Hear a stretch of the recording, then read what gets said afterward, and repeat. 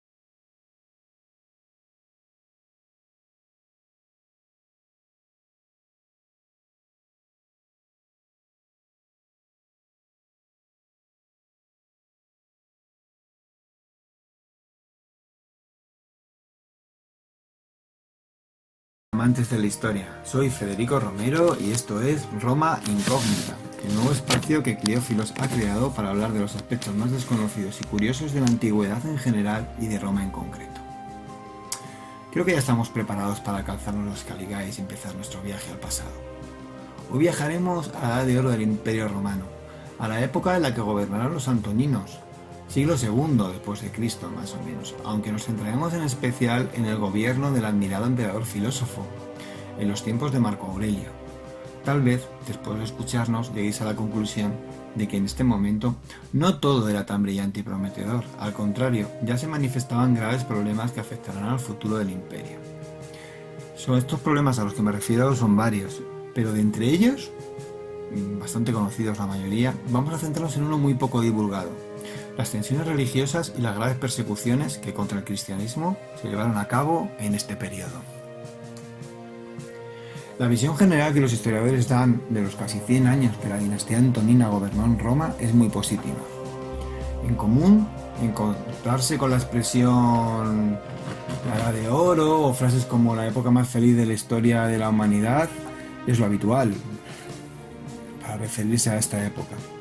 Como todas las visiones generales, ver estos casi 100 años como un siglo de prosperidad, paz y progreso ininterrumpidos es un error en el que todo amante de la antigüedad debe de evitar caer, ya que, a pesar de ser un periodo de progreso con respecto a otros anteriores, eso es innegable, no debemos dejar de tener presente que en estos años hubo grandes conflictos bélicos con otras potencias, por ejemplo con Dacia o con Persia, que absorbieron grandes recursos del imperio. Las tribus bárbaras del norte, sobre todo al Rin y las del Danubio, pues cada vez se hacían más poderosas y daban más problemas, y su presión sobre las fronteras era persistente, no había manera de solucionarla, ni de anularla. La sociedad además presentaba grandes problemas de desigualdad y miseria. Yo creo que esta es la parte menos tratada, por ser tal vez menos brillante, de este aspecto. Políticas, por ejemplo, como las de Nerva o Trajano, recordemos la famosa institución que crearon de los Alimenta, intentaron sacar del desamparo a los niños más pobres de Italia. Al final de esta época, para colmo, se extenderá por el imperio la conocida como peste antonina, entre el 165 o 180 después de Cristo. Posiblemente una epidemia de varicela o sarampión que costó la vida a millones de personas y que debilitó gravemente amplias zonas del Imperio Romano. Si la peste antonina fue grave, mucho más grave fue que a pocos años de ser superada llegó la peste cipriana. Unas y otras supusieron la muerte de millones de personas. Y la debilidad demográfica del imperio de cara a enfrentar a los enemigos exteriores, a los que no había soldados a los que presentar. Casi todos estos temas son ampliamente conocidos por el público en general, aunque hay un aspecto de este periodo que, sin embargo, se trata poco por los historiadores, y fueron las fuertes presiones que la sociedad hubo en torno al aspecto de la religión, y que comienzan a hacerse patentes de una manera muy abrupta en el periodo de Marco Aurelio. El crecimiento en número e influencia de los cristianos provocará una reacción de desconfianza de las autoridades imperiales y del pueblo hacia este grupo religioso, que se traducirá en un aumento progresivo del odio hacia los seguidores de Cristo, que se desbordará con fuerza en situaciones y lugares puntuales, en especial bajo el gobierno de Marco Aurelio, que fue entre el 161 y el 180 después de Cristo. Es decir, bastaba que una ciudad o una zona pasara por una situación de carestía alimentaria, una amenaza exterior, para que pasara un poco como pasaba en la España medieval, que cuando habían problemas se echaba la culpa a los judíos y se iba por ellos. Pues en este momento de la historia eran los cristianos los que jugaban ese papel de cabeza de turco. En fin, vamos un poquito a los antecedentes y vamos a ver cómo, antes del periodo de Marco Aurelio, cómo fueron los acontecimientos. A lo largo del gobierno de toda la dinastía antonina, con algunos matices, el procedimiento seguido por las autoridades romanas con respecto a los cristianos vino marcado por las famosas directrices que Trajano dio a conocer en una carta de respuesta a Plinio el Joven, que era su gobernador en Bitinia y en el Ponto, alrededor del 112 después de Cristo, en las que básicamente se decía que los cristianos no deben de ser perseguidos por los representantes imperiales por propia iniciativa. No se deben admitir denuncias anónimas. Si el cristiano, llevado ante el tribunal, no se declara cristiano o se retracta y hace un sacrificio a los dioses romanos, que normalmente consiste en quemar algo de incienso en honor al emperador, debe ser liberado. Por último, si el cristiano persiste y se niega en sacrificar o a adorar a otros dioses, debe ser castigado.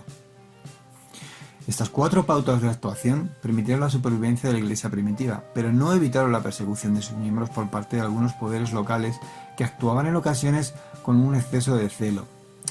Unas veces motivadas por la inclinación personal del gobernante de turno y otras veces de una manera mucho más frecuente, presionados por el pueblo al que gobernaban. Los cristianos además estaban muy mal vistos en la sociedad, se les acusaba de canibalismo, de ateísmo, al negarse a aceptar a los dioses romanos, y por acusárseles se les acusaba, como decía Tácito, de odio al género humano. Creo que con eso ya lo hemos dicho todo, ¿no? En fin, vamos a ir gobernador a gobernador, región a región, emperador a emperador, viendo cuál fue el conflicto entre el poder imperial y los cristianos. Por ejemplo, bajo el gobierno de Trajano, entre el 98 y el 117 después de Cristo. Bien, pues bajo su gobierno, como hemos mencionado anteriormente, Plinio el Joven ordenó la ejecución de varios cristianos que se negaron a sacrificar ante los dioses. El propio Papa Clemente fue una de sus primeras víctimas. Simeón, obispo de Jerusalén, fue crucificado. También Ignacio, obispo de Antioquía, fue arrojado a los leones en Roma. Es decir, hubo problemas ya con los cristianos en el gobierno de Trajano. Adriano gobernó entre el 117 y el 138 después de Cristo. Bien, pues en estos años se condenó a Telesforo, papa de Roma, y a la conocida Sinforosa y a sus 7 hijos. Os animo de todas maneras a que si queréis profundizar luego en las historias de estos mártires, pues es muy fácil. Ya sabéis, recurrís a Google y ahí pues encontraréis mucha información. Lo malo es que en muchos de los casos, bueno, esta información viene de páginas cristianas y tampoco la información histórica es muy fiable. Tened cuidado en qué páginas entráis. En fin, estábamos con Adriano. El emperador ordenó que sobre el lugar en el que anteriormente se levantaba el templo de Jerusalén, que había sido incendiado en el 70 después de Cristo, se levantara un templo dedicado a la tríada capitolina, a Júpiter, Juno y Minerva, y en el sitio del Gólgota y del Santo Sepulcro, mandó construir otro dedicado a Venus, es decir, sensibilidad con los cultos cristianos y judíos cero, vamos. En sus lugares más sagrados se dedicaba a construir templos que ellos veían como paganos, claro. No obstante, bajo su mandato, emitió una respuesta al cónsul de Asia, Minucio Fundano, en el que se ordenaba acabar con las ejecuciones sumarias de cristianos sin interrogatorio judicial previo y sin comprobar el delito. El procónsul no debía ceder a la presión popular y ordenó que 1. La condena a los cristianos debe ser emitida tras un correcto y completo proceso judicial. 2. Esta condena solo está permitida si se ha probado que los cristianos acusados han ido en contra de las leyes romanas. 3. El castigo debe ser proporcional al delito. 4. La acusación en falso debe ser severamente castigada. Gracias a estas leyes dadas por el emperador, la situación de los cristianos en Asia especialmente mejoró mucho. Hay que decir también que las tensiones entre cristianos y paganos, curiosamente, fueron mucho más acusadas y exacerbadas en Oriente que en Occidente, donde parece que fueron capaces de convivir en términos más civilizados. Bueno, pasemos a Antonino Pío. Antonino Pío gobernó entre el 138 y el 161 después de Cristo. Y él fue un verdadero devoto del culto tradicional romano, que siguió las pautas marcadas por sus antecesores con respecto a los cristianos. No obstante, también hubo martirizados. Por ejemplo, el obispo de Esmirna, Policarpo, que en el 155 después de Cristo murió en la hoguera a los 86 años de vida, tras un proceso llevado a cabo por el procónsul Estacio Quadrato, en el que la presión popular para que fuera ejecutado fue considerable. De nuevo nos encontramos este aspecto, es decir, el pueblo tenía una imagen bastante distorsionada de lo que eran los cristianos. De hecho, con eso de que se tomaban el cuerpo de Cristo, ellos lo malinterpretaban mal y les acusaban de canibalismo, de matar niños, en fin, era una opinión totalmente distorsionada. Interesadamente distorsionada, pero era la que existía, era la opinión pública en ese momento. Vamos a ver qué pasó bajo Marco Aurelio. Bajo su gobierno se produjo un agravamiento de la persecución contra los seguidores de Cristo debido a la suma de dos factores clave. 1. La actitud del emperador. En sus escritos se puede apreciar el desprecio que sentía hacia esta religión. Al parecer, consideraba el sacrificio de los cristianos en lo que ellos llaman martirio como una ilusión falsa y necia. No obstante, su administración seguirá ateniéndose en líneas generales a las pautas dictadas por Trajano. 2. El malestar generalizado que comienza a instalarse en la sociedad romana debido a las continuas guerras que Marco Aurelio debe mantener frente a los bárbaros. También hubo problemas con catástrofes naturales y, sobre todo, como ya hemos mencionado anteriormente, tuvo que hacer frente a la terrible peste antonina, que costará la vida a millones de habitantes del imperio, debilitándolo gravemente de cara al futuro. En esta situación, el pueblo utilizará a los cristianos, cada vez más numerosos y visibles, como una válvula de escape, como su cabeza de turno, culpándoles de todos los males que van sucediendo.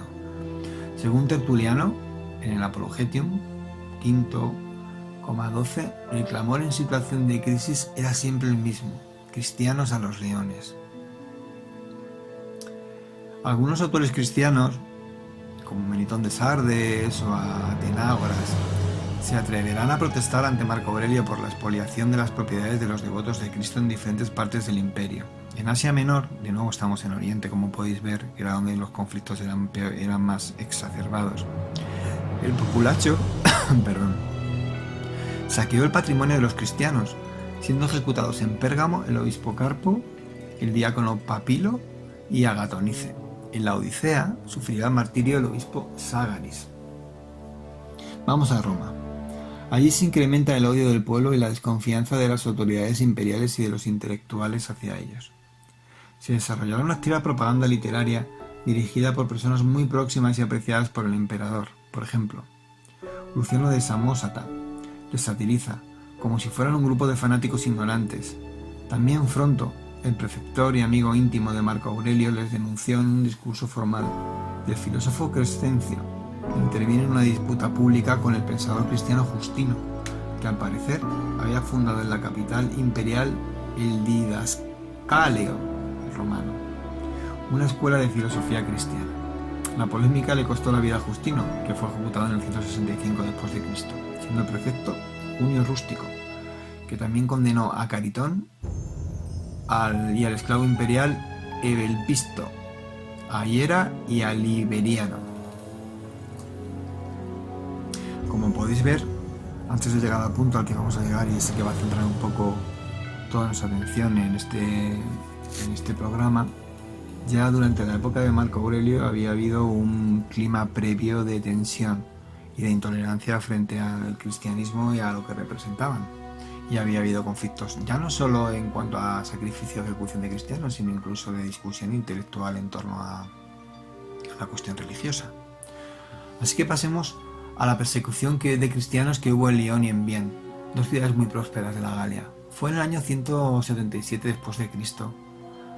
Y esta persecución, tal y como nos la cuenta Eusebio de Cesarea, estuvo precedida por la violencia colectiva contra los cristianos que sufrieron a lo largo de ese año robos, asaltos y lapidaciones previas a la apertura del proceso que llevaría a la mayor parte de los seguidores de Cristo de estas dos ciudades a la muerte.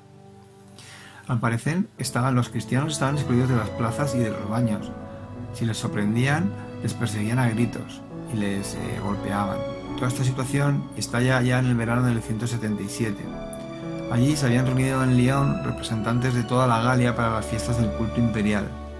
Y es en este contexto cuando explota el furor contra estos cristianos considerados por los demás como un verdadero problema para el buen funcionamiento del imperio. El número de cristianos en ambas ciudades era importante, y a mí me gustaría también añadir que era un cristianismo muy influido por Oriente. Ya veremos cuando hablemos de los mártires y de las personas en concreto cómo muchos de ellos procedían de ciudades del Oriente. Sí, realmente el cristianismo se expandió en Occidente desde Oriente. Una parte muy importante de la comunidad de estas dos ciudades provenía, como ya hemos dicho, de Oriente, siendo su nivel social muy variado. Entre ellos había esclavos, nobles, médicos, artesanos, etc. La mayor parte de ellos fueron sometidos a tortura, siendo solo 10, según Eusebio de Cesarea, los que se retractaron de su fe y sacrificaron en honor al emperador. Con respecto al número total de ejecutados, se calcula que fueron unas 70 personas. Vamos de todas maneras a analizar los casos más notables y mejor conocidos de estas víctimas. Empezamos por el obispo. Como es lógico, el obispo de Lyon se llamaba Potino. Era una persona de casi 90 años y fue llevado ante el tribunal. Al no renegar de sus creencias, fue golpeado y encerrado en una mazmorra, donde murió al cabo de los 2 días por las heridas recibidas en ese maltrato. Blandina, la joven esclava, es una de las mártires de Lyon más conocidas. Era cristiana, esclava de una dama también cristiana. Según Eusebio de Cesarea, fue llevada ante el tribunal y sometida a todo tipo de tormentos. Primero fue violada y a continuación puesta sobre una parrilla ardiente, arrojada después envuelta en una red a los toros para ser corneada, y finalmente, como no murió, pues fue degollada. Otro de los más conocidos es Póntico, el joven. Murió junto con Blandina, el último día de las fiestas. Solo tenía 15 años, pero esa corta edad no le libró de la tortura y hizo que, debido a lo endeble de su estado físico, no pudiera aguantar las heridas que el tormento le supuso, con lo que murió en las celdas. Sanctus, el diácono de Vienne, se negó a dar su nombre y procedencia a condición social al tribunal.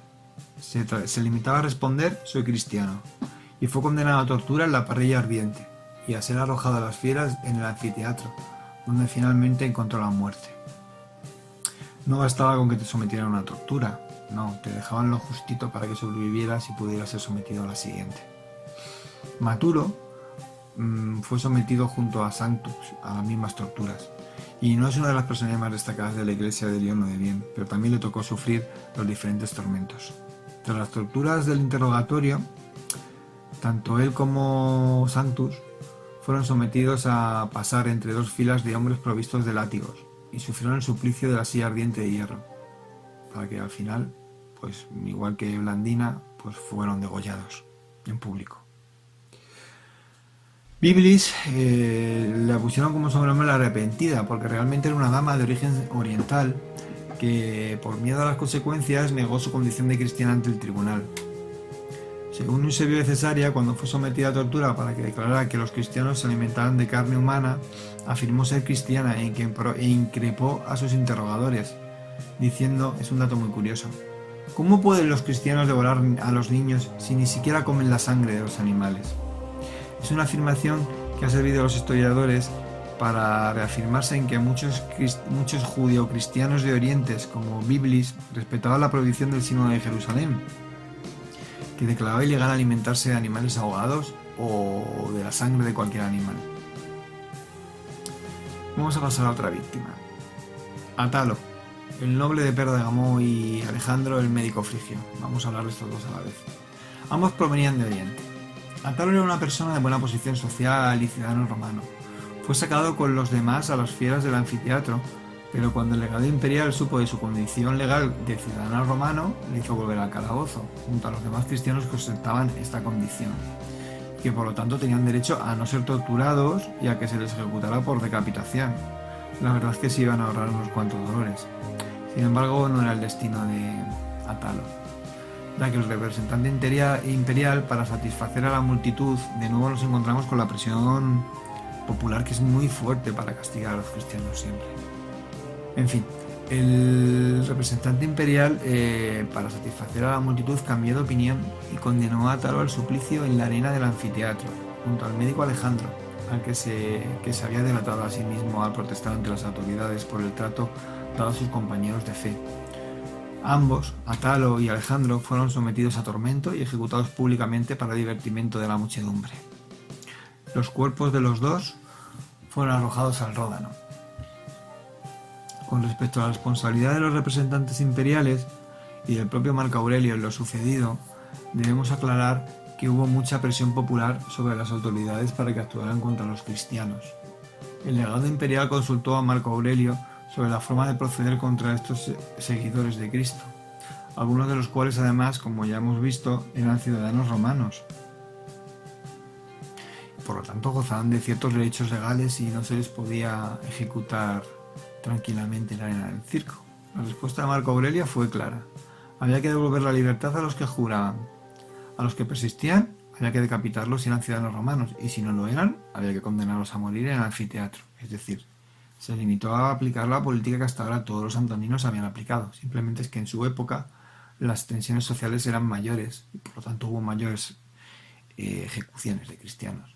En conclusión, tras dar un repaso a la persecución de los cristianos desde Trajano hasta Marco Antonio, podemos concluir que 1. Los ejemplares de esta dinastía, los emperadores de esta dinastía, se atuvieron con algunos matices a las instrucciones que Trajano, uno de los fundadores de la dinastía, le dio a Plinio el Joven, gobernador de Bitinia y Ponto. La actitud hostil de la población pagana creó un ambiente y un modo de interpretar la realidad según la cual ser cristiano era incompatible con el estilo de vida del Imperio Romano. 3. De esta creencia nació una especie de aforismo legal que permitía a las autoridades el castigo a los cristianos por el simple hecho de serlo. Y por último, las persecuciones que se produjeron tuvieron un carácter local, no fueron impulsadas o coordinadas desde Roma, surgieron de forma esporádica, a veces provocadas por el celo de los gobernadores locales que reaccionaban ante la denuncia de algún particular, y a veces por el pueblo que les culpaba de las diversas calamidades del momento histórico. Bueno, queridos seguidores de Cliófilos, creo que con esto podemos dar por terminado este podcast. Y bueno, pues que espero que os haya gustado, y recordad que si queréis ampliar la información solo tenéis que acudir a mi web historiaromantigua.blogspot.com y buscar el artículo titulado Los mártires del emperador filósofo, las persecuciones de León y Biel. Espero que os haya gustado y me despido de vosotros hasta la próxima edición